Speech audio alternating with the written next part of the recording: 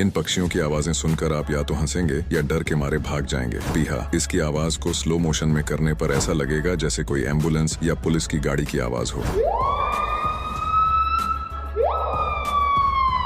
White bell bird, अब इसे सुनिए। जैसे ही ये अपनी आवाज निकालेगा तो आपको लगेगा जैसे कोई अलार्म या डोरबेल बज रही हो। लाफिंग कूकाबुरा, जब ये अपनी आवाज निकालता है तो ऐसा लगता है कि जैसे जंगल में कोई चुड़ैल जोर जोर से हंस रही हो। लून, अगर रात में ऐसी आवाज सुनाई दे तो डरना मत, क्योंकि ये आवाज किसी भूत की नहीं बल्कि लून की है।